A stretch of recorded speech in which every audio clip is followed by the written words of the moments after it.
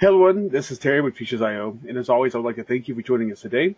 It's my pleasure to welcome back Linda Raschke for today's webinar, Updated Momentum Tricks and Indicators.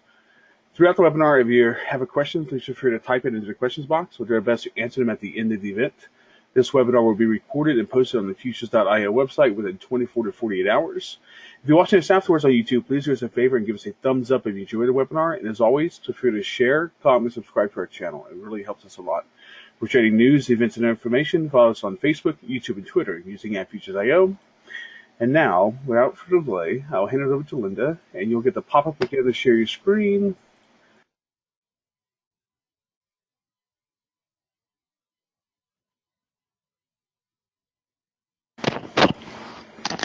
Okay, can everybody hear me okay? Yep, looking good, sounding good. She's all yours. Rock and roll. All right. Pretty good volatility in the market today. All kinds of different things going on. Not always with the S&Ps, but you certainly had trend moves in the metals and the yen and crude oil and yada, yada, yada, yada, yada. So there's always something going on somewhere. Today I'm going to start off by focusing on some of the early work of Arthur Sklarew, who wrote a book called Techniques of a Professional Commodity Chart Analyst that was published in 1980. And I've had this book in my library for quite a number of years. And I always find it useful for myself to pull out some of these old books once in a blue moon and skim through them again. And I always find something new that I might have overlooked. And then if I force myself to do a presentation, I find that I can always see things with new value and some other stuff not so much. So I thought this was interesting for two regards. I love momentum work, and I thought I would go back, this is just my own curiosity, a couple weeks ago, and review Arthur Sklarew's momentum techniques. And he used to keep track of a net change oscillator by hand. That's a simple one-period rate of change, and I can show that to you, and draw little trend lines on it. And so I started looking at it on other markets, and I thought, I just don't know what he was seeing. How can I make this work? But then you start playing around with things, and all of a sudden little light bulbs go off, and you start to get at what he was really looking at. And it's just a great way when you show other tools and techniques, and you start to take them and make them your own and play around with them, it draws you closer into the charts. And whether you actually use them in your toolbox or not going forward isn't the main point. The main point is to see things in slightly different ways and free yourself from the little structures and biases that we get ourselves into. So what was particularly fun was I had tweeted that I was going to be doing something with Arthur Sklarew. It was actually for another presentation. And a longtime friend, Stanley Dash, contacted me. I think Stanley Dash is currently in charge of the CMT program up in New York. And he said, I used to sit next to Arthur at E.F. Hutton for 10 years. And I was sitting next to him while he worked on his book. And he used to show me early manuscripts that he was working on, and I was honestly flabbergasted because it's pretty cool to find somebody that actually knew and worked with these people from the past. It adds a dimension of reality to it. And so he sent me this in an email, and then we did some emails following that as well. But he said that he was a meticulous and thoughtful and generous man. And he started in the business as a coffee taster, and he did all his charts by hand, of course, because they didn't have computers in the 60s and 70s. And he said he would spend hours comparing different moving averages and different types, and of course he had to do them all by hand. And in his book, he makes a reference to just how much time he used to spend with his charting and how grateful he was to his wife, who shared him with the charts, as he put it. And that brings my point to something else, and that is just how much time these people spend in the business, doing the research, doing the study of the charts. And that's why he was a professional in the markets for 40 years. So I took a few of his key phrases from the book that struck a general chord with myself. And this one in particular: a chartist's asset lies not so much in being able to forecast how high or how low a market will go, or when it will get there, as in being able to identify the direction of a trend and to call the turn of the trend when it comes. And this is my philosophy, that I can never predict how high or low a market's going to go, or when it's going to go there, or how long the duration of a trend is going to be. But there are very distinct signs at turning points that we can monitor that give us real good warning signs. And if you can catch the turn of a trend, and that's not trying to pick a top or a bottom, it's actually letting the market turn, there's an excellent risk reward at those points. As well as once you can really say there is a defined trend, you get to play the continuation patterns along the ways. And that's primarily what I do with my trading, as opposed to trying to call a top or bottom. I'm following the market one data point at a time, and it sounds like that is very much what he did as well. Now, another interesting thing I found, these are quotes directly from his book. The zigzag pattern is the foundation of all chart formations and is the key to their forecasting value. So he would see if it's a head and shoulders or a triangle or a rectangle or whatever you want to call it in the consolidation, or the swings that come out of a consolidation. He viewed everything as zigzag patterns. And it's not literally always an ABC up or an ABC down type of rhythm, but it does give reference to the swing charts of the old masters. And I'm sure you all know that Gann was really a swing chartist, drawing the highs and lows and connecting them, as well as Wyckoff. And this is how the early price recordings were done, by drawing these swing charts. And if you've seen my charts where I've done the same thing with the average true range, or the red, green, red bars, which I know I've published on many webinars, that's strictly defined by an average true range structure. And the nice thing is that we can quantify it. So there is no gray area per se with a chart formation. In other words, the computer says black and white. It's not like, oh, I see one thing, well, it could be this, that type of thing. The second thing is that he always would put things in a context, framing out the zigzags in terms of the higher time frame zigzag. And, he didn't get caught up in the names of these things. He just always would look at the rhythm of them. And just to give you a few examples, I've got a daily and a weekly chart, and I'm sure you're all familiar with this chart by now, but you can see that in retrospect, that daily chart down was really a big giant zigzag, if you will, with a zigzag in the middle. And again, don't take these literally that they're ABCs, but I just want to show this back and forth checking reaction. And again, on the weekly charts, if you're really interested in theory behind the technical analysis, Tony Plummer wrote an excellent book many years ago on forecasting the financial markets, and he gave a little bit more of the theory as to why the market does these zigzags or checking back and forth. To me, it's a moot point.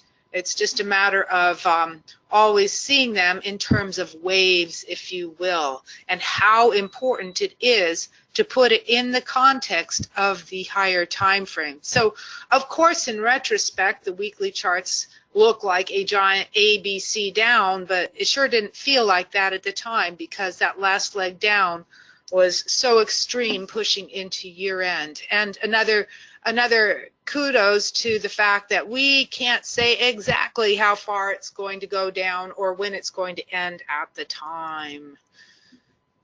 gold. Now this chart was done at least a week or two ago, and it's sort of interesting because I was thinking at the time with this gold, we would go down and make a zigzag down on this daily chart at least, and I didn't know if we'd get down to 1280 or what level we get down to. Sometimes you make a higher low, sometimes a lower low, of course, Troy. And what we actually did on the right-hand side on the 240-minute charts was we tested just below that low before we had a couple-day rally, and obviously you can see we're coming back down now, and it's very possible that we could take out this daily low. The zigzags on this daily chart are still going down. They haven't turned up yet. So just to give you a feeling that this is not a perfect theory, it's just always defining things in terms of the waves and the swing highs and swing lows, as opposed to specific chart formations. And we'll see why this was important when we start to look at his oscillator work. Now, the dollar index, I just wanted to show a weekly and a monthly chart. I really only look at the monthlies on markets like yield charts and the currencies. As an aside, the higher time frame that you go to, the lower the noise level. I'm not so sure that monthly charts on grains are going to be relevant, but definitely on the currencies, you'll see that they do have value. And this dollar index on the weekly chart, I wanted to point out to you that if you do use a canned indicator, because most of the software programs nowadays do have them, that they're a little bit arbitrary in the way that they're computed, in that it has to wait until that high is really formed. So it's always going to define it for you a little bit after the fact. So it can't draw this line really going down until we've hit red bars down. And in fact, we are still actually going up. So on the monthlies, you know, there's still plenty of room here for this to eventually turn into a zigzag back up. You have to be careful as to how much liberty you want to take in seeing how things are going to unfold. But just wanted to show you that it's not a perfect science there. What I really am looking forward to getting to, though, is some of his oscillator techniques. And then we're going to look at these in conjunction with zigzag patterns. So there's three main rules that he had in using his oscillators. The first is that he looked for the oscillator to turn before the price. In other words, momentum will tend to give an early clue before the price breaks, and we're going to see how that unfolds. And most of you who have known my work over the years know that the two-period rate of change tends to be my primary tool for end-of-day analysis, and it will very often give momentum clues that we'll look at more detail today. And then with longer-term oscillators, if you use a stochastic or a moving average oscillator, or even a long-term rate of change, such as a 10-period rate of change, he actually used a 5-period rate of change. We can draw long-term trend lines across those as well. And you'll see that when you get a penetration of these trend lines, it's like an early warning sign. It doesn't mean that you immediately go long or short. It means that you can wait for the next swing on the price chart, and we'll look at exactly how that's done. And then lastly, when you are drawing trend lines on the oscillators, we want to only draw an uptrending trend line on the oscillator if price is in an uptrend, and vice versa. So they are there to support what's in the charts. So let me show you a couple examples. And my whole goal today is just to make you pull these things out on your own charts and look at them for yourself and play with it, because the more that you work with the data, when the markets are closed, the more it draws you into them. And I say that because when the markets are open and you're studying charts, We are so biased by the current action. So it's always best to do this after the close. At the bottom of this chart, I have what Sklarew called his net change oscillator. This is nothing more than a one-period rate of change, or you could use it as a one-period momentum function. Now, this is a bit noisy for most people to use, but I want to show you the way that Sklarew used it. So if you look right here on this little trend line here, you can see that we started to break the trend line right there, and at which point he would say, then draw the upsloping trend line, which I don't have on this chart, and be ready for the break of that. So let's look at this middle one here. You can see we actually broke the trend line first to the downside before we had another swing to the upside, and that's very often what happens with this. So that's why he said it's an early warning. And then the actual price high or low comes in anywhere from 2 to 4 days after. It's pretty cool. And then when we broke that trend line on the price, we start our downtrending channel. So this might not be everybody's cup of tea, but it's, again, an interesting concept to look at. And we're going to find ways to update this with our current market charts. So here you see that the trend line was first broken to the upside right around here, and we still came down 3 or 4 days before you got that final low, and so forth and so forth. It's not a perfect thing. You can see here that the oscillator broke, whoops, right here, and we still went up for 4 or 5 days before at least coming down. So again, I don't know if I could actually make this work in my trading, but we're going to take this idea and then adapt it. So here he also used a 5-period rate of change, and keep in mind that he calculated all this out by hand. So on this first chart of the gold, we have the 1-period rate of change in the middle with the 5-period rate of change below. And what Arthur Sklarew said is that the 5-period rate of change does a lousy job of capturing turning points. He actually liked the short-term momentum functions for that, but he could draw very long-term oscillators on them. And then he said that right about the time that those long-term oscillators started to converge is when the top or the bottom for the final swing would fall into place. And he didn't necessarily redraw his oscillators, so I don't mind that on this very bottom middle part we poked through it a bit, but you just get the feeling that it's supporting the concept of the rising wedge or the 3 pushes up. So here at the far left, we first poked up right where I've got that green line drawn. This is a better illustration than my previous cow chart. We first poked up, and then we drew our trend line and came out above that 2 days later. Now, 2 things I found from studying this is that A, you might be a day late. It's not meant to capture the bottom, but if you entered after the breakout, you almost always get an ABC up, or at least a couple more days to that trend. So in those instances, I don't matter that that you're, quote, a little bit late. It's not like you're trying to capture the top or the bottom, but I want some duration, some directional duration after I'm into these things. And same thing here on the top side. You can see that we broke the trend line on this 1-period rate of change right where this red bar is. And in fact, it's almost like a wide range reversal or a V-top, something along those lines, but it's telling us that there is a radical shift in the supply-demand imbalance, or you could call it a price rejection, all kinds of terms these days.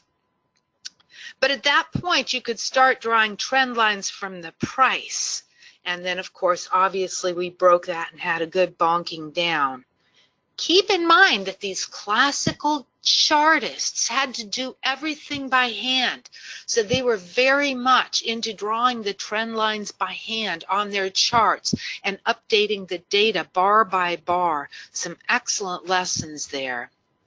So just for fun, I thought, let me see where we are currently on this NASDAQ. Now this chart, unfortunately, is a week old. I can show you an updated chart if we have time on the end.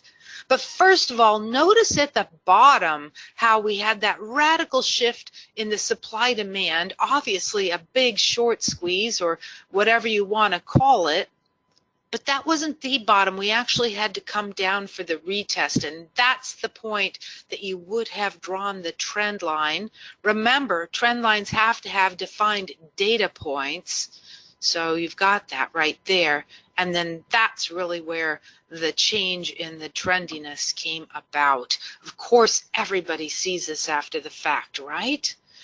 And here's a case on the right where we actually broke to the downside, but we haven't really broken an uptrending trend line yet. And Sklarew addresses these issues. That's what's so very cool. He wasn't trying to come up with a science that's 100%. And he talked about situations, dealing in situations when we have whipsaws or whipsaws in the trend lines or the momentum indicators. And so it very much solidified that this is part of the game. This is part of trading. This is part of analysis. It's part of the game that lots of times you do end up redrawing trend lines or whatever the case may be. But now at the bottom of this chart, I have this 5-period rate of change, and I tried drawing the converging trend lines on it, just like Sklarew alluded to.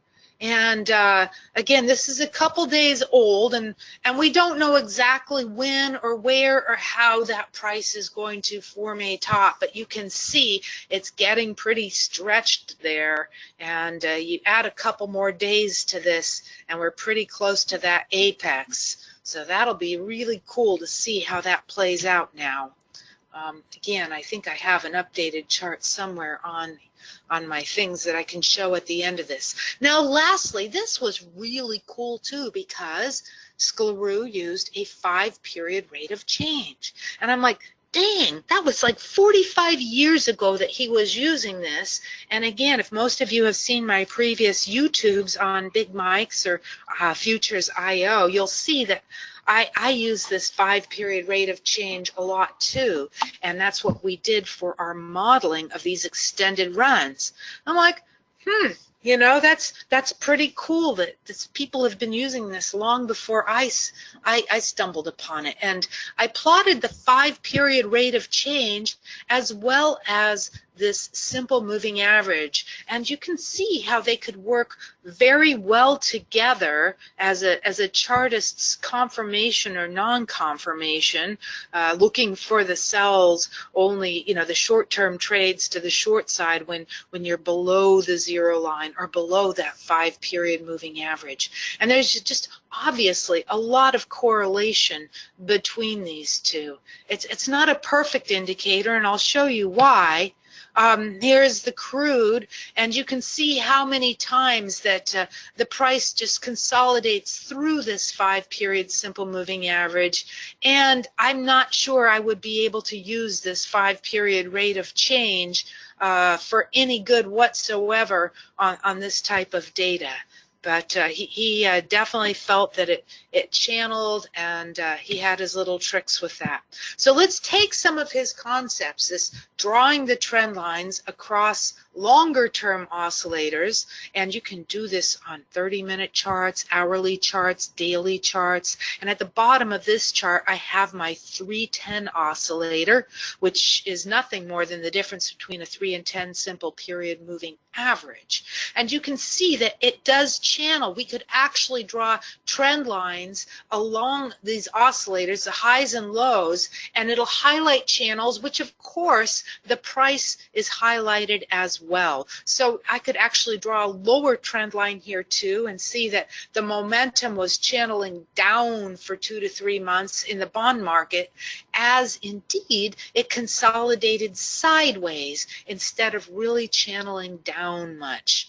So that was a pretty powerful cycle low that we put in at the beginning of March. In fact, in hindsight, it was actually a bit of a bear trap there, and so forth. And we're going to look too in this session as to how we can capture and frame out and harness these bull and bear traps through this cross through the box channel.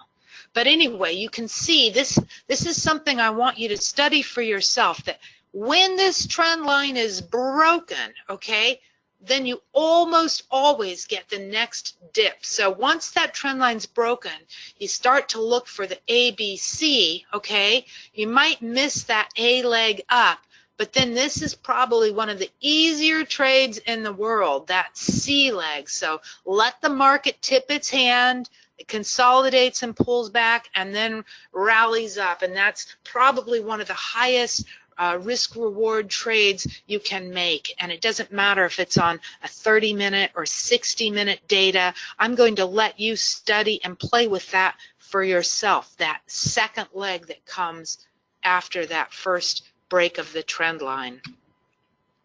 So here's just a few little more. For example, this is the hourly S&P cash chart. And at the bottom, I also put the 5-period rate of change. Again, it's not something that I use in my own trading, but I wanted to show for illustrative purposes how this works. I actually use this 310 period moving average up here.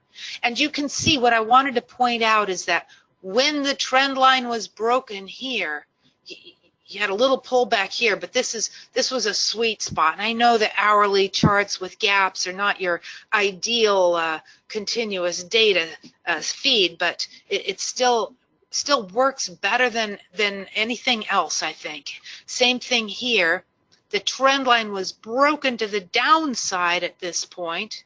This was right where the trend line was broken on this 5-period. So you could have entered there, or you could have had a trade there. And same thing here. Obviously, the price broke hard, but you got this reaction and this reaction. And what I found is that what he saw as the first reaction after the trend line break was what I call my first cross buy or sell. Which is a little bit of a kitschy name, and that was just when this slow line goes below 0, whoops, I'm going to look for that first reaction up for a short trade. All right, same thing here. When this slow line, or this pink line, which is nothing more than a 16-period moving average of the 310, goes back up above 0, I'm going to look for the first pullback there. And it's not a perfect science, but you can play with this for yourself, because it's a pattern that I've probably traded for 35 years, especially on the daily charts, what I call that first cross buy or sell. All right, so have some fun with that, drawing trend lines, let the trend line break, then look for the middle part of the wave to make a trade. Now, here's what I want you to also think about. What we are doing in our analysis and our trading is one play at a time. All right, here's a trade. Here's this first cross buy or this pullback on an hourly charts. We're playing for one swing. We're not trying to forecast where are we going to be a week from now. How is gold going to play out? Is it going to rally up further? Is it going to kind of come out the downside? Everything should be one play at a time, each day, one day at a time, and don't get caught up in thinking too far ahead. And it's tough because there's so much noise out there on the internet with people offering their opinions, and the televisions trying to have the punsters on there. Where are we going to be, a week from now, 3 weeks from now? What's the macro condition and stuff? I don't know of any traders that are making a living that way. So that's just my own 2 cents. This is a 2-period rate of change. Now, this is what I use. I don't use that 5-period rate of change. I do use that 310. And what I wanted to show you here was simply when we did break the trend lines. I didn't draw one on the far left here, but I always am trying to look for the 2 visible data points. When we did break it to the upside, you still had more upside. So Right here where this red arrow is where we broke this trend line to the downside. I'm not suggesting that you go short at that point. What I'm suggesting is that you think to yourself about that ABC rhythm. Here was the first leg down, a little bit of a consolidation. Maybe you're using hourly charts or 120-minute charts or even daily candles, but you did get a second down. And I find that that happens a good percentage of the time. Here on this green arrow is where we broke the trend line to the upside. All right, it's giving a change of character here, a change in the supply demand. After that, we did have one day high to low before continuing on our merry way. And we don't know if we're going to go up 2 days, 4 days, 6 days. All I know is that we have a good risk reward entry point. First check up, check down, and then look for another leg up. So you start to see the rhythm, and only by tracking this yourself are you truly going to get the feel for it. Now, this was really interesting because we broke this trend line right here and still went up another day. And then this market actually had a lot of residual strength because even as we should have been correcting in this downtrending channel of momentum, it was pretty sloppy and really didn't give much downside. So again, it is not a perfect science.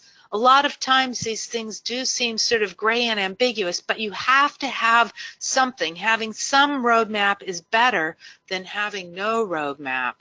And it's you can see how you can play this game at all various points. You know, change in the supply-demand imbalance. Now it's shifting to the downside. Look for some spot where you get continuation down. Same thing here. Change of character to the upside. Look where you get some continuation back and forth.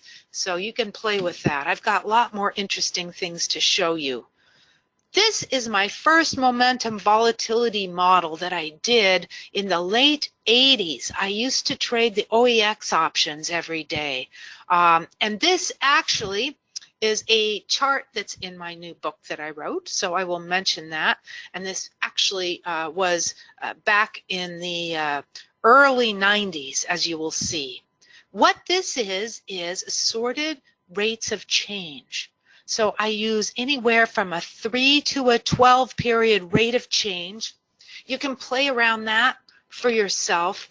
And I overlap them all on top of each other. And you can see when they cluster and get very close together, I also created an oscillator that was the max min. It took the difference between these. And when they were clustered around a 0 point, that's where I would go in and I would buy straddles on the OEX. So I'm looking for an expansion in volatility, and you don't always know when or where it's going to happen, but I would be long volatility or long gamma. And then once all the lines had fragmented and a move had unfolded and we got very noisy, I would go in and I would short straddles at this point. It was a pretty lucrative model, and I did this for quite a number of years. Sometimes these days it's not as clean, but I'll show you some periods where it is clean too. And I'm going to tell you the moral of this story. So usually what I'd do is I would short straddles and then take them off, you know, anywhere from 4 to 5 to 6 days later. You don't want to press your luck too much. And usually I would stay long the volatility until there was an event. And I sort of had my own way of trading this, but that's something interesting for you to look at.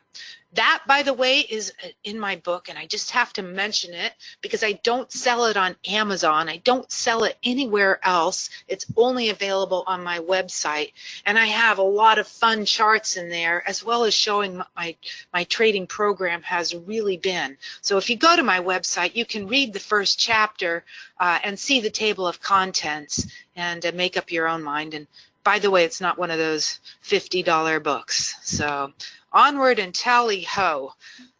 This is a Russell chart from a couple years ago, and I wanted to show you what I really learned by looking at these equilibrium points. They tend to form at two types of configurations. They either form where you've got the point of a triangle, So you can see that right here. Or they form when there's a momentum divergence. So either or, you'll either be able to draw trend lines around the chart formation, or you'll get a momentum divergence. And all of these spots are excellent spots to A, go and buy volatility, meaning buy straddles, or B, trade a volatility breakout system or a trend following type of style that's going to pull you into the trade. And we're going to look at some really cool little triggers for that in the last part of this presentation. But you see how this really hasn't changed. So this is what the moral is on the principle of price behavior, and that is that some of the best moves and trends come from these equilibrium points where everybody's in agreement, where everybody's in balance.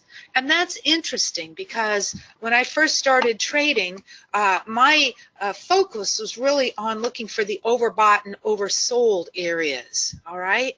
And often that we do get a reversion to the mean or a reaction from those areas, but it's not really where the good trends come from. The good trends come from these equilibrium points. And another way of looking at that in modern day terminology is when we look at auction theory and you start talking about the market being in balance and having these high volume nodes, these distribution nodes. And once the market starts to pull out of that, one side is going to be on the wrong side, either the bulls or the bears, and more money is going to be coming in, and you start to get these positive feedback loops, right?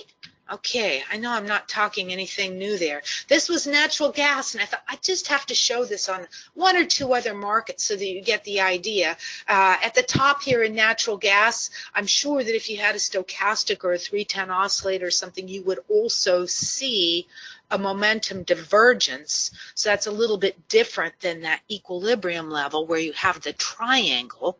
Okay, but you see when the market pulls out of these points, we get the most bang for our buck in the least amount of time. And that's important to me because when I put on a position, I have exposure. The longer you're in the market, the more risk you have. So we really, in a perfect world, in a perfect theory world, want to find those spots in the market where we can be in the market for the least amount of time yet capture the most amount of movement. And right here, obviously on these charts, you have this triangle feeling, but you know what happens? Sometimes our eyes get glazed over looking at these bar charts. You see, they kind of get glazed over, and it's almost like you can't really see anything anymore. You know what I'm talking about? Like if I covered up the data on the far right-hand side, it's almost like it can catch you off guard, just like that silver market falling out of bed today.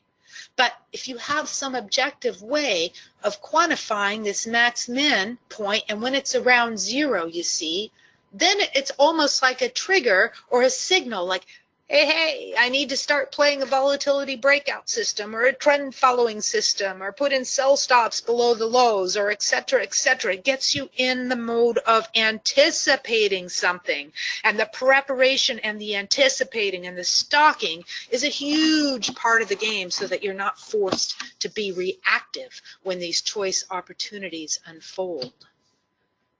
Here's another great example. And now I wanted to show you how you can create these max-min oscillators as well. So once again, we've got our cluster of our different rates of change, and this was on unleaded gasoline, probably had the best trend to the upside for the last 8 weeks. But look at these two data points. You can see right here, everything's pretty neutral. All right, obviously the chart has a good sideways line consolidation before it gets bonked down. And this is what I call positive feedback mode, when all of these rates of change have the same slope to them. Okay, that's really choice. If you can find the spots in the data, how do we capture these spots where all these are going to have the same slope? And likewise here, okay, this was our triangle formation. It's not a divergence, you can see. Very neutral level of which we pull up, and that's where the trend began. Now, all I did was take the max min between these different lines here and I ran an RSI on that so that we can normalize this. And it is not a perfect oscillator. I don't look at this every day because I can pretty much see these things just, you know, with discretion now. But it will also help train your eye and get you playing with the data if you do create these things. So if I simply took the max min at these points and ran an oscillator, or here's another trick, okay, that is take the absolute reading of rates of change. So if I took a 2-period rate of change, the value of that for the last 10 days, and I only took the absolute value of that, and then I ran an RSI on that, it will also show these exact data points. So let me tell you exactly what I mean. Let's look back at 10 days worth of data, and we had -10, +10, -8, +8, -6, +6. And as the market starts to tighten and coil, you'll see 2, -2, 1, 1, that type of thing. See, so if we sum these things, I'm getting 1, 1, 2, 2, no minuses or whatever. And then I run an RSI on that total. Bam! Okay, for those of you who are the mathematically inclined, another tool that you can have some fun with. Now, this was something that was forming in the Canadian dollar just a couple days ago. We haven't broken out. I don't know if we broke the trend line today or not. Let me see here. But you can see the coil that was forming on the rate of change. It wasn't quite at that tight equilibrium level yet. And I don't think the price has quite, we sold off sharply today. I don't think that price is still broken out of this triangle either, but this is going to be a good one to keep your eye on because of the coiling in that and to see how that plays out. Okay. I will have lots of time for questions at the end of this as well. So let's look at a fun chart formation, because I bet you 10 to 1, all of you have seen this at some point, and this is very much hand in glove with auction theory. And this was what Sklarew called his counterswing measurement. And many, many years ago, I had a friend, Bob Duran, who traded a volatility breakout system, and he called this, if it happened on the intraday charts, the cross through the box. Very sexy little name there. So Sklarew said, if after breaking out on one side of a consolidation, think of a big rectangle, the price reverses and goes to the other side, it's probably going to proceed the same distance outside of that box as it did on the false breakout. So I first took a copper chart here, a daily copper chart, and you can see how we flushed to the downside, giving a classic little bear trap there, right? Just a simple bear trap. And the best bear traps and bull traps are the ones that tend to come back into the range pretty quickly. So if you're looking for a price rejection spike, you want to see it get its tail back up there within 1 or 3 bars. All right, that's the best bull or bear traps. Very sharp rejection.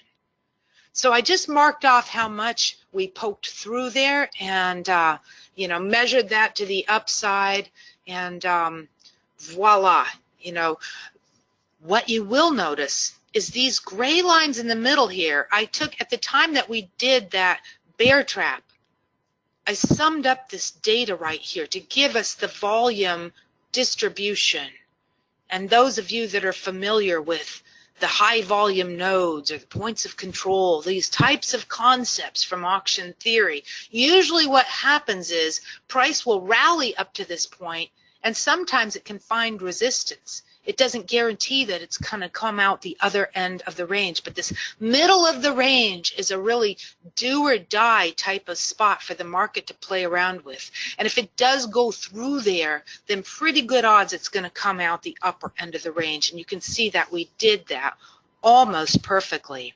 And here on the bonds, I actually took a yield chart. This is a 30-year yield chart. For my long-term work, I like to use yield charts instead of the underlying contract because the rolls are just a little messy in the bonds. But we had a little bit of a false breakout to the upside here above that previous swing high. It's not so dramatic.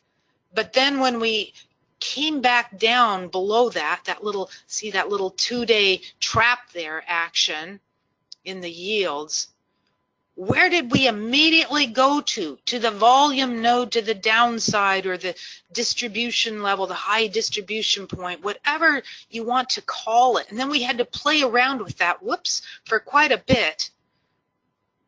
These things are like magnets before we then actually broke low. I don't think you could forecast that we were going to go down that much, but at least we did get our distance out that side, right? And this was something that I was actually making these slides, and this happened on the very day that I was making these slides. This is a pit session S&P, and we did that. We poked above the morning high, right? And when we started to come back down and we didn't find any support in the middle of that range, I said, by George, I know exactly what we're going to do. We're going to flush below this low. And of course, you know, the market always goes a lot lower than you think it's going to go, right? And this was around this 2871, and now we're close to that. We were close to that 2900. But the play was here to look back, to come back to the middle of this range. That was the play. So first, the failure up here forecasts that we can go back down to the middle of the range. If we don't hold the middle of that range, then there's pretty good odds that we'll flush below that morning low by an equal amount. It's just something you can play around with. And then, of course, if we come back into that range, well, you know, that volume node is your point again.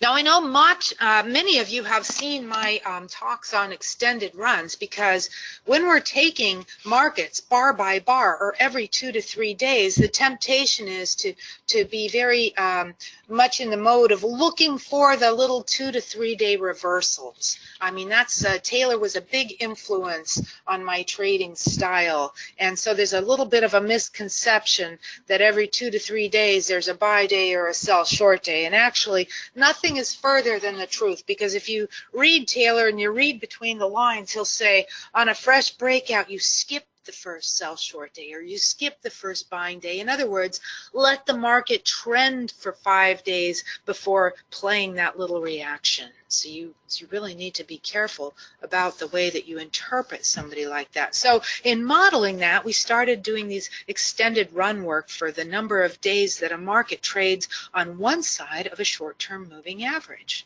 right? This is just some of the instances that lead to those types of runs. And at the bottom of this chart on the gasoline, all I did was put the difference between a 1 and 5 period simple moving average. It creates a histogram that makes it really easy to see when it has this better trendiness, if you will, or you could call it persistency of trend. And what we want to do is model what types of conditions precede these extended runs. So we put a lot of time and energy into that type of modeling. And you can see here this 2-period rate of change actually made a new momentum high. I use a 30-day look back period, a new momentum high, and the price was breaking out to new highs. Now remember, if we drew our trend line across the tops here, you also broke that trend line. So it's just the start of a change of character. Very important that it's just the start of a move, you know, not a climax at the end of it. And of course, I'm not suggesting that you're necessarily going to get in on the first 1 or 2 days of this, but at the very least, it's going to keep you from looking for a sell short day or making a counter trend trade after that type of condition. Now, here's 2 things I want to point to you, because this is very difficult to create in a mechanical system, because you can see here this big low on the 2-period rate of change, which indeed was a new 30-day low. But what it was the momentum low, but not the price low. We're still in an overall uptrend here. So this is what we call a long liquidation flush. And same thing here. We made another 30-day low. It's a long liquidation flush in an uptrending market.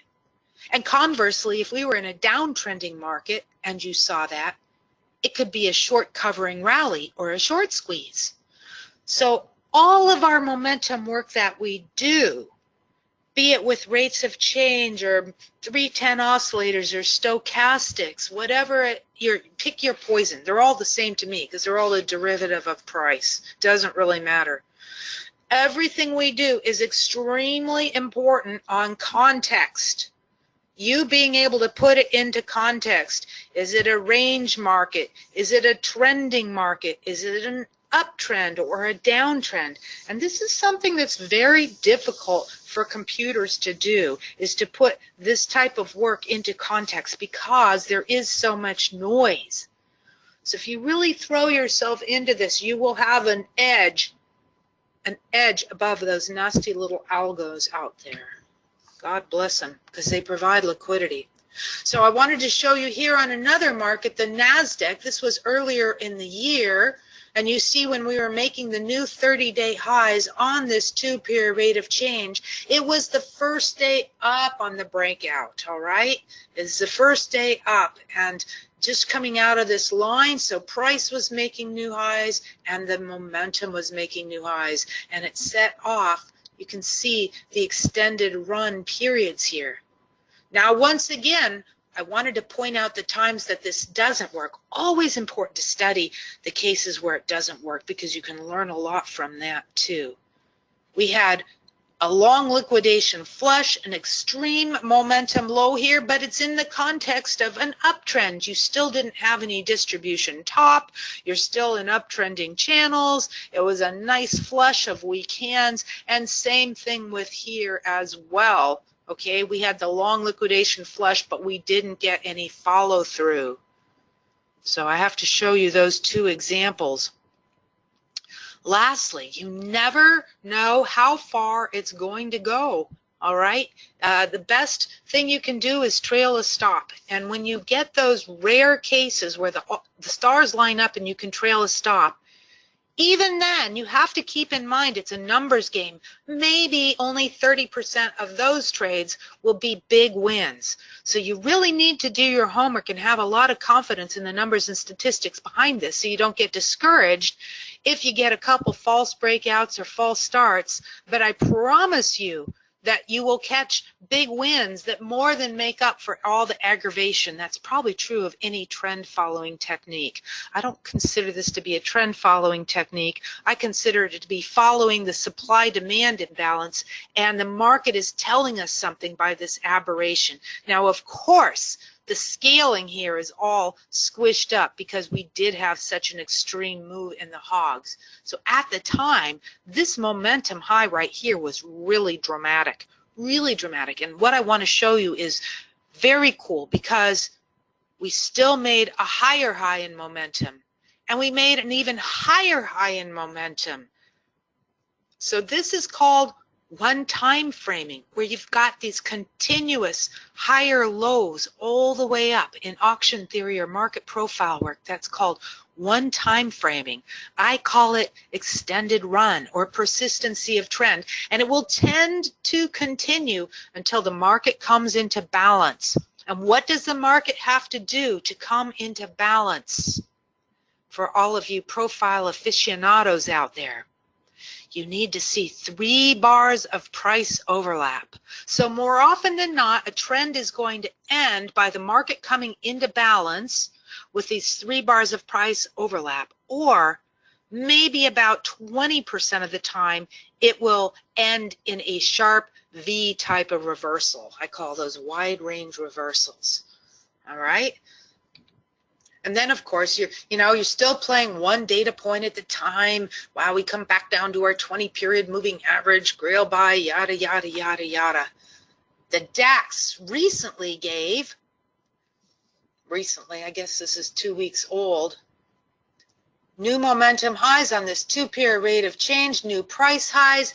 And here's what I lastly want to emphasize to you, this sequence that you get range expansion, or breakaway gap, or new 2-period rate of change highs. These signals don't come along that often, but don't ignore them when they do, because you saw this DAX continued up, and it was a very strong indication that these S&Ps still had more upside to go. Okay, let's just look and see quickly at how this works on some stocks, because this is like the main thing I like to see on stocks. And I'm just going to give you two considerations for all you stock traders to really keep in mind. Here's the hard thing with stocks, is that we like to trade them, some people do, just as if they're futures, but they're really not. It's like I think they're more of a position type of market, a position type of trade, you know, or take advantage of them through options somehow, you know, call spreads or you know, those types of things. But here's our trigger. We had breakaway gap, new momentum highs, new price highs, and then lastly, remember that 310 oscillator that I showed you at the beginning? This is the 16-period slow line of that rate of that oscillator. I just overlaid it on top of the 2-period rate of change. And I love, love, love looking to trade against the slope of this. So as long as this has a positive slope, I want to keep thinking, buy pullbacks to this, or stay long, stay with the position as long as you've got this trendiness up there. Just show you a couple real quickly, because I know that most of you trade futures, but this was on the gold, the gold trust here, and same thing happened on the actual gold chart. I just had the slide for a different type of product. But you can see that we did have our upside breakout with new momentum highs on the 2-period rate of change. And then, of course, we got this extended run, this trendiness there. Home Depot, a couple examples here. This was classic breakaway gap, range expansion, new 2-period rate of change highs. I'm just thinking stay long or trade this to the long side. And here's where the real gravy is for those of you that have your pension fund or in more investment mentality. You have to look at the weekly charts, okay? Because that's going to be the driver for you. These are triggers. These are triggers, but I need to have that weekly structure that we're just coming out of a weekly pennant, or a weekly buy ante, or a weekly divergence. I need to have that weekly momentum oscillator pattern. I need to know that I've got that wind behind my back, and then this is just the trigger, all right? I'm only going to say that once. But here's what's so cool. Now, some of the stocks I showed you, we were in a very strong uptrending market there in March and end of February. But this doesn't depend on the overall market environment, because here we actually had a great easy trade on the short side with US Steel. And if you were to look at the weekly chart, you'd have this gorgeous textbook bear flag there right to the moving average. It couldn't have been more symmetrical and prettier. All right, so you can see I marked off right where we had that new momentum lows. It's not too late, even if you bought put spreads on the close of that day or shorted call spreads, however you want to capture it, it's not too late. That's the beautiful thing about combining this momentum indicator with the weekly charts. It's not too late. I'm an old dog now, okay? I can't have reflexes that depend on me getting in on a 1-minute pullback and so forth and so forth. I need to know that if I get in late on a signal, there's still something left for me, okay? And this was cool too. This was right when the tech stocks were breaking out. The semiconductors, the FANGs, everything was breaking out to the upside after the FOMC meeting, except for the banks and some of these financials. And if you looked at the weekly charts, there was a good distribution up there. Now, right at this point, USB, this is USB, it still sold down for 5 more days, and it got down to this level here, 47.56. See, so we don't need to listen to the pundits on TV. We don't need to read the blogs. You just need to look at the market and the price and what it is telling you. Very much my philosophy. This was pretty cool because we caught this right as it was happening. This was on the same period there in the markets. New 2-period rate of change highs on here. And what I've got on my trade station is I have a scanner. I just keep 300 stocks in my database, right? And it'll just give a little alert or a flag when you're making a new 30-day high. It's so easy. You have to find a way to simplify your process, you know, because I don't have time to go scanning through 300 charts every day, but it just gives a little alert that it's making the new highs, and then I can take a look at it and see if I want to capture it or not. Now this right here at the time was 160. And it proceeded to run up to 191. So there was plenty of upside in that market, plenty of upside. MU, okay, I don't want to bore you with this stuff, but I'm just going to show you one last little trick now that's a play on this, and that's taking the inverse. Remember when I told you that you could get false signals in the 2-period rate of change when it makes new lows or new highs, but it's against the trend. And we wanted to find the trend. You could define it any way. You can use moving averages, you know, one moving average is below another moving average. Here I'm using a CCI, which is essentially a standard deviation function. I think this is a 40-period CCI. I found there's no right or wrong parameters. That's what's so cool about this stuff. There's not any right or wrong parameter. And what I did is I said, okay, if the CCI is above the 60 line or the 100 line, however strict you want to make it, and we get those new 30-day momentum lows or whatever look back you want to program in there, then give me an alert, okay? And here you can see at the top, this was crude. It actually gave a little buy there because I got that flush there.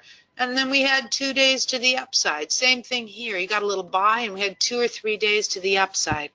So this is just a short-term trading tool. It's not meant to have any long-term forecasting value. By the way, these little blue bars are when there's an extreme trendiness. So you see, you can create this game so many different ways. Trade by colors, indeed, right? And then here, all right, we had new rate of change highs, but we were in a downtrend, and again here, and again here, and again here. So usually the last one in a sequence is going to be the most dicey, but the first one or two are good. Now, let's take this a step further, all right? I don't really do this on the daily bars. I'll show you one or two more, and then I'm going to show you where the real fun is. So here you can see we actually had a short signal coming off that low, coming off that bottom. We definitely broke the trend lines here. There was a change of character. You still did have a little bit of correction down. Not ideal by any means. And here we got a wonderful buy, all right, which actually was a much better one. You see, the frequency of these signals is not very often. You might get 4 a year on a daily chart, but let's go down to intraday data. This is a 5-minute chart of natural gas. This actually is CQG, and I don't have these things up here, by the way. I don't sit there and put a 2-period rate of change on a 5-minute or hourly data. That would be ridiculous. I'd be drooling in a corner, okay? But I wanted to show you how this is created. All right, and you can do this. You can try this with a 1-period rate of change or a 5-period rate of change or CCI of any length. I'm just giving you ideas to play with, you guys, because I want you to do your own work. I want you to have some fun, and you know, you're not going to come up with a mechanical system. I promise you that. I promise you're not going to come up with something that's just a little printing press, but you can create great little roadmaps as indicators. So this is on natural gas. It's just telling you like a little flag pattern, a little flag pattern. And then here is how it looks on TradeStation. And I can have these little things pop up as alerts. They work on 5-minute data, 15-minute data, 30-minute data, any type of data.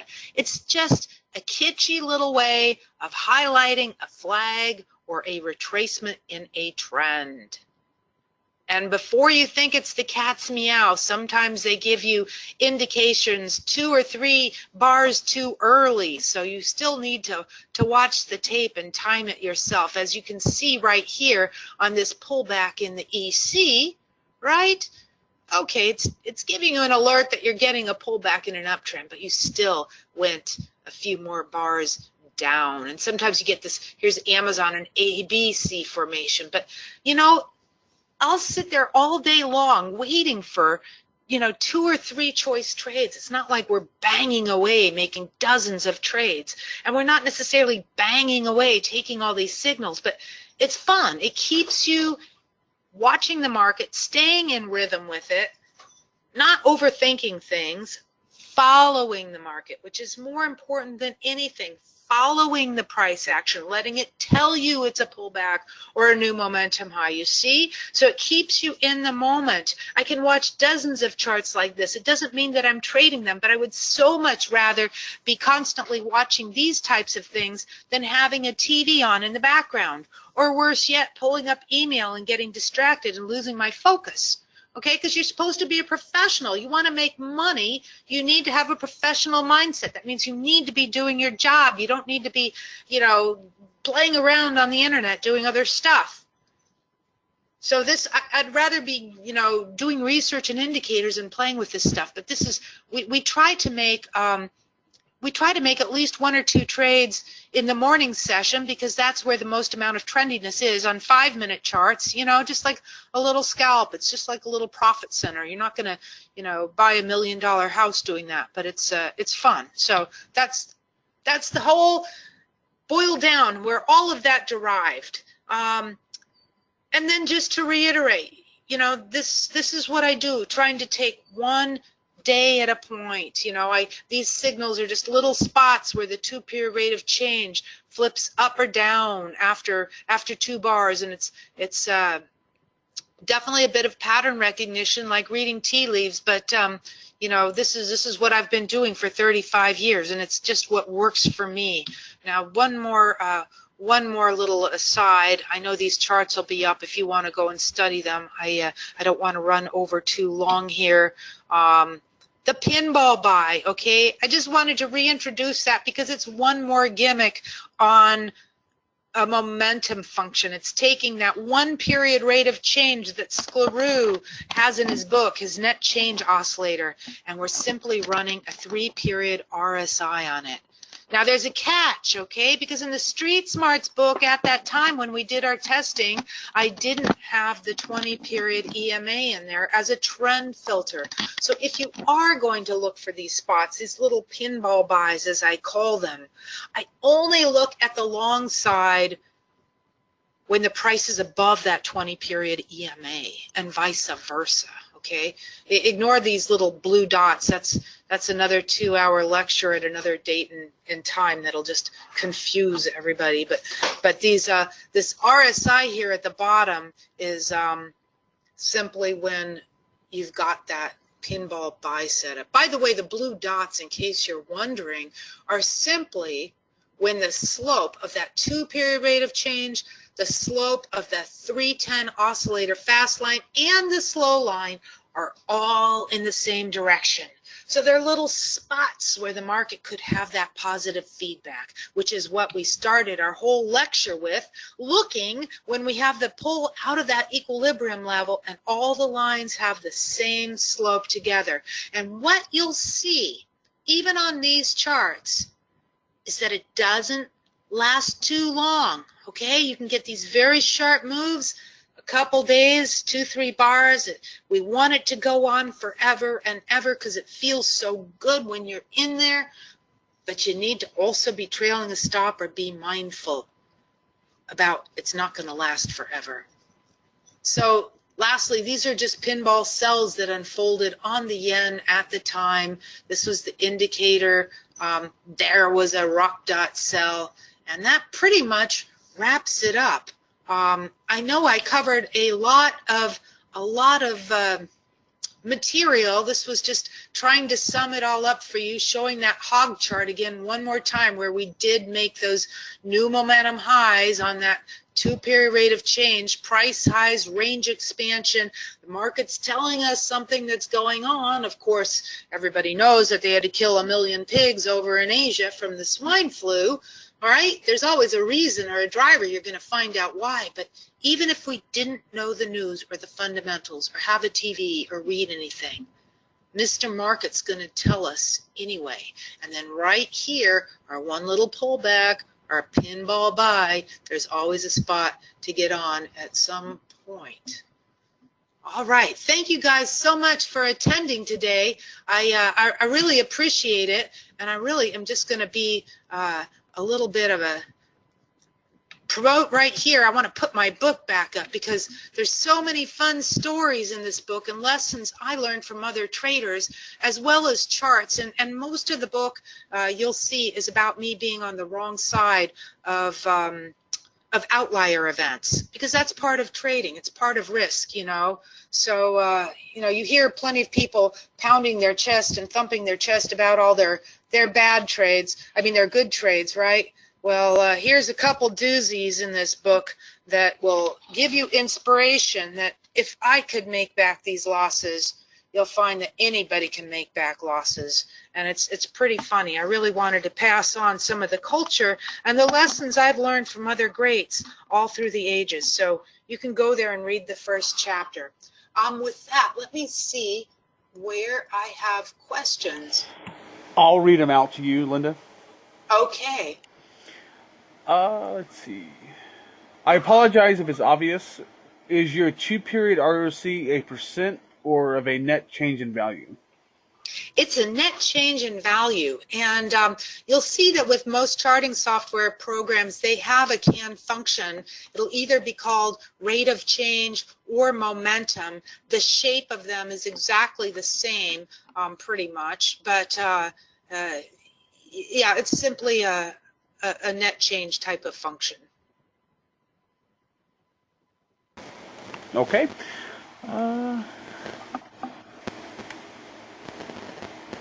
There's a lot. I'm trying to weed through real quick.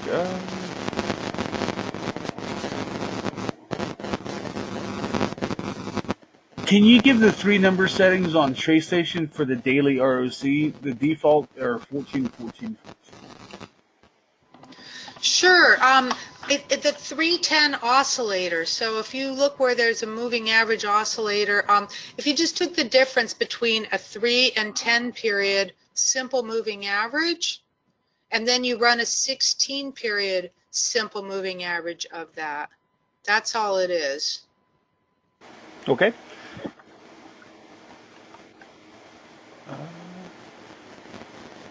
Is there a certain amount of months or years back you use for your weekly charts?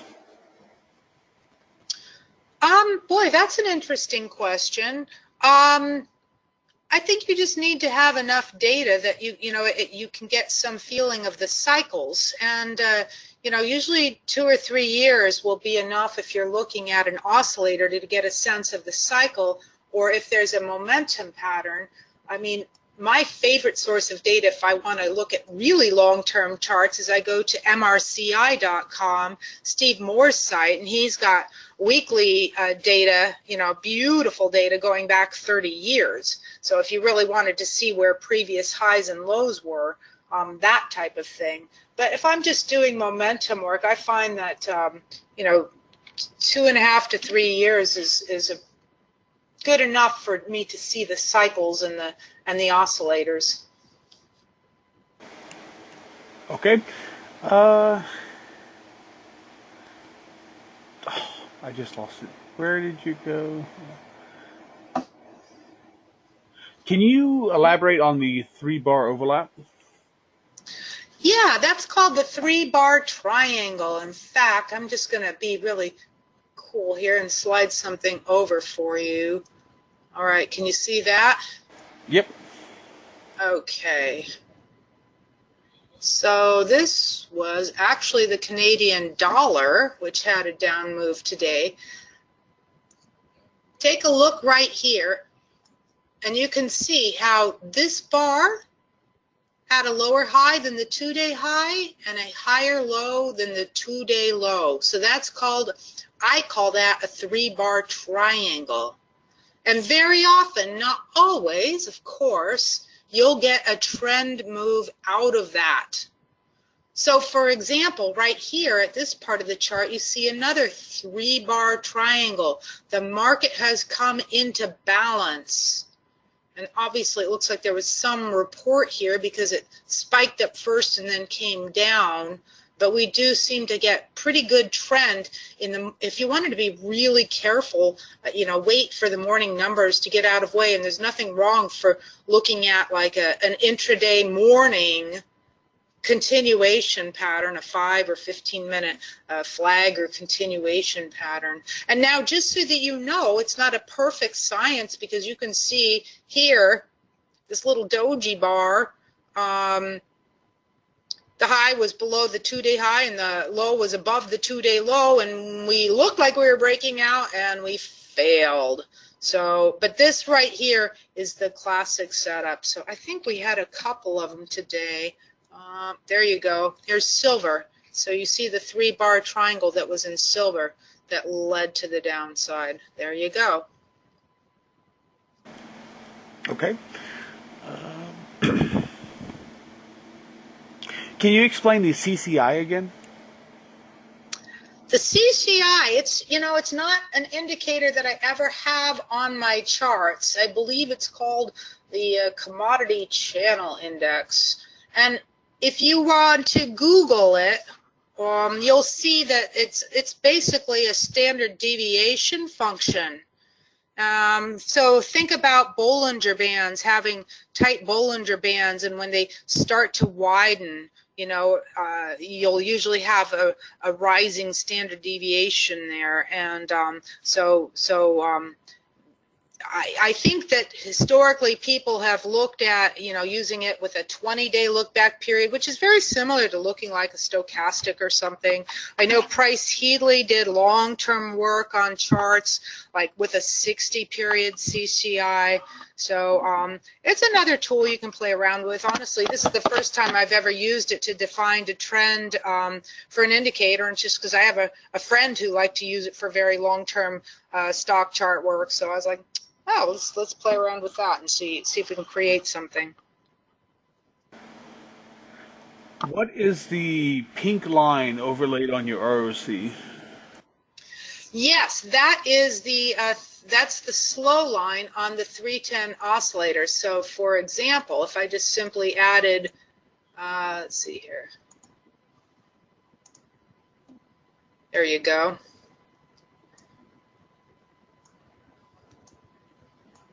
So all I did was take this slow line here from my 310, and I just overlaid it on top of this. So it just, you know, here, it's another way of saying, is there a trend in the momentum?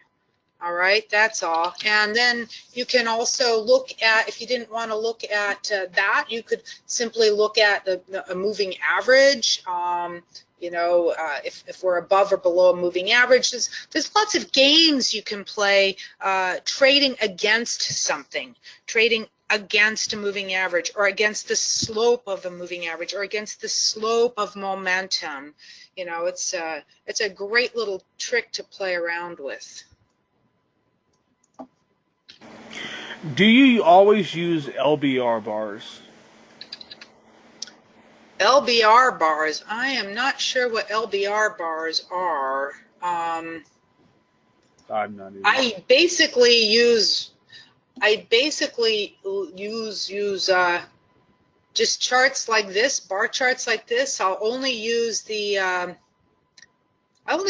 candlestick charts on daily data. I'm not an intraday candle person. I never have been, because I've really focused more on the rhythm with the oscillator. And then this red, green, red rule here is simply an average true range function that was originally defined by Wells Wilder in a book that he wrote 25 years ago. So I can't take credit for that.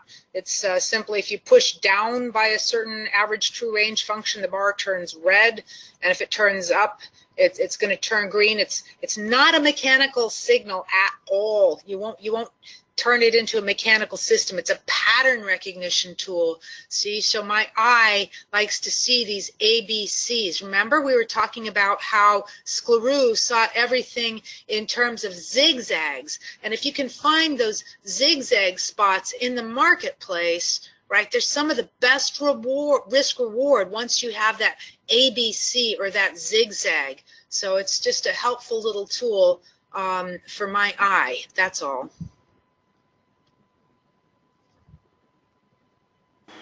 Can you mention again the name of the book that you mentioned at the start of the webinar? Yeah, it's Techniques of a Professional Commodity Chart Analyst. And his name is Arthur Sklarew, Sklarew.